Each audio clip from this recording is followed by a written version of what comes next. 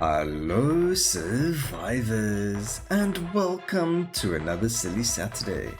In today's video we are playing on the assassin because in the game there were only two available skills that do what I wanted to do today, and those two skills are Rupture as well as Uppercut.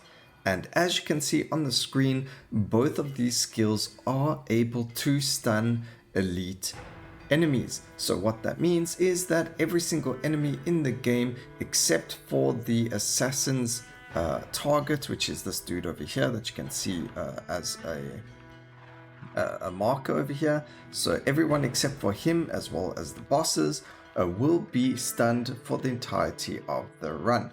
Now I decided to go on the assassin just because of the area of effect and how it works. Uppercut is more of a straight line attack, and the area of effect just makes it higher, or just a further attack, whereas Rupture gets a little bit of width as well into the attack. So I just felt like it is a lot better. However, Rupture does have a longer cooldown, so it is slightly worse. But again, another pro, Rupture has disorientated, which Uppercut doesn't have. Uppercut has a wound, and we've actually got exposed weakness, which applies wound anyway, and we've got the 85% crit chance, which we'll get to 100% in the next cycle as we keep playing. So the runes that we were running, we've got, of course, your multicast mastery, we've got ourselves a singular focus, we've then got a skill inclination and skill affinity thrust, and then unconventional starts to allow us to start off with Rupture as well as give us more of the rerolls.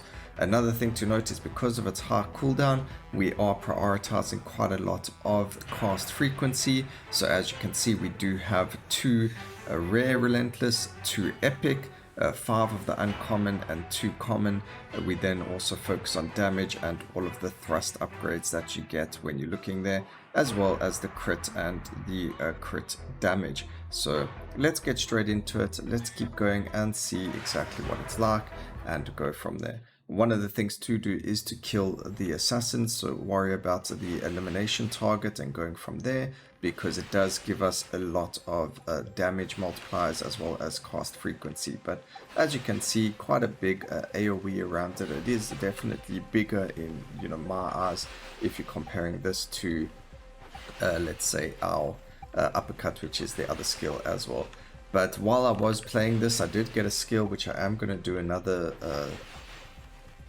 a singular focus run on in the coming week, so do keep your eyes out on that. Will be another assassin run as well, because he's the one who has the skill obviously, but we're going to be looking at that one as well. It has a much lower cooldown, and it has a very interesting effect that's going to allow us to have 6 of them and deal massive amounts of damage. So it's going to be very exciting to do this build. Keep your eyes peeled for that coming build in the week. Also, there's a lot of still a lot of Steam Next Fest games that we're going to be showing in the coming week, so keep your eyes peeled for that as well.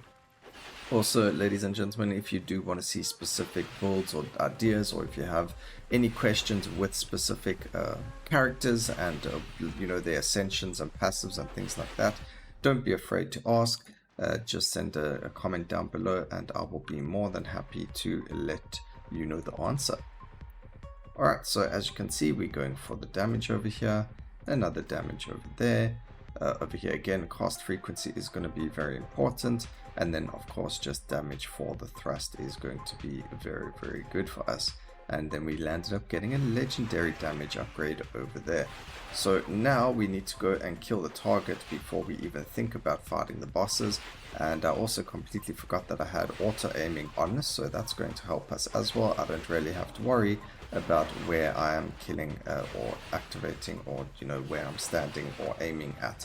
But you might want to keep it off if you are a little bit inexperienced, just so that you are able to hit the bosses more clearly with your skills. But as you can see, it's a pretty safe build. All we have to do is dodge around the red circles, and also visually it's kind of just those red lines there as well. So not much to see with the skill itself as well, and not much to worry about in terms of enemies coming up to you and hitting you. So there you can see all of the enemies dropping onto their backs. Another thing that it does is it actually stops if, let's say, one of those AoEs is from an enemy, it will actually stop that circle from spawning, so you don't have to worry about the enemy's area of effects and things like that as well. So it does get rid of that as a thing when you do knock down elites as well. So that's also a really, really nice little upgrade to know that you're going to have that you otherwise wouldn't have on other characters without uppercut or rupture. Also, it did look like when it was bigger on the screen, for some reason I thought they changed the icon for the skill, but they actually didn't. It just, for some reason, I don't know why, maybe I haven't played the skill in such a long time, that it looked that way. But I really thought in the beginning, I was like, hang on a second, there's a nice talking point, but I was just being silly. They haven't changed anything. Alright, I don't know where our bounty is, but apparently they were supposed to have spawned. Oh, there we go, there he is. Go and kill him. The bosses are all nearly dead, so I mean it's a bit of a waste, but we'll go and get him anyway. We could have left him because everything is dead anyway. Boss wise, you do want to try and keep your ascension for the boss fights. Try not to get hit like I did as well, because that's just unnecessary, and we don't need to take the easy free damage from anything either. We are very, very strong with the skill. We've got a lot of damage, a lot of cast frequency, a lot of absolutely everything. We can actually take the block there as well, and I think we're in a very, very good position with our upgrades. We've been very, very lucky with a lot of the cast frequency, and that's helping us a lot.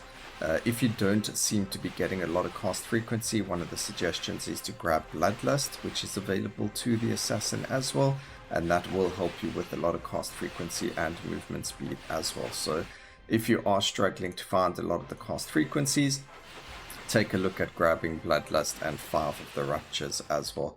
It's still going to be a very good option for you, just so that you are able to survive and get that low cooldown reduction going for your character. But this is the part where it really shines, when you're worried about the bosses and you want to try and kill them as soon as possible, but you don't have to worry about the elites or any of the other character, the other enemies, because you know that you're going to be safe, you know that you're going to knock down everything, kill it very, very quickly, so you do have the clear speed, and you are able to make sure that you don't have anything else on the floor. Even the Void Hunters, there's no problem fighting them, because again, they are going to die before they even get close to you. They're not going to have all these random AoEs that aren't the bosses laying on the floor, because again, you're going to have stunned the enemies, and they're not going to have their the Void Hunters aren't going to have theirs showing up everywhere like they would if you didn't stun them.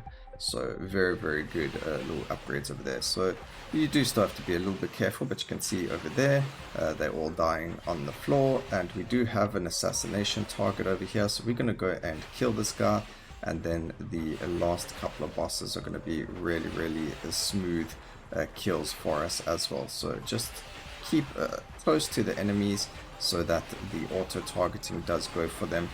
If not, you can just turn it off. It's really not a problem. Just turn off auto aim, and then you are able to just aim at the bosses. It's probably better to use not use auto aim, sorry, not use it, not use it, and you're able to aim it wherever you want, and it's probably going to be a lot smoother in terms of boss fights. And maybe they need a hotkey to turn it on and off, and that way you can, like, while you're busy in the middle of the run, you turn it on, so that you don't worry about where you're aiming, and then when the bosses spawn, you turn it off so that you can worry about the bosses only and not worry about all of the other enemies that are being knocked down anyway. But that's just my 2 cents about the actual skills. What we do want to banish is every time you see a single passive for Rupture, you do want to banish those. You don't want to see those ones. You want to see the legendaries for physical, as well as all the upgrades for thrust. Everything else pertaining to Rupture, you do want to get rid of, so the cast frequency, the area of effect, multicast, and things like that. As long as it says Rupture, you do want to get rid of it in your passives as your banishes, and then banish Leviathan as well. We're not trying to speed run here, so we don't need the Leviathans on our character either. So those are the banishes, what you use them on. That's how you get very, very strong, and it just makes it everything a lot easier for you. Bam, 2 bosses down already, 2 of the horrible bosses as well. And now we can move on to the last two. We've got fire and ice. Those are probably some of the easiest bosses in the game. We even got hit there and we still survived. So there we go. There you have it. A very, very cool build, a very fun build to play as well. And let's go and take a look at the damage numbers of it in a single Overlord run. 464 million. It does disorientate enemies as well, so it is very, very nice for that. And I hope you guys enjoyed the video. Please remember to like, comment, and subscribe for more videos like this in the future. And always remember, keep safe, survivors. See you for the next one. Cheers.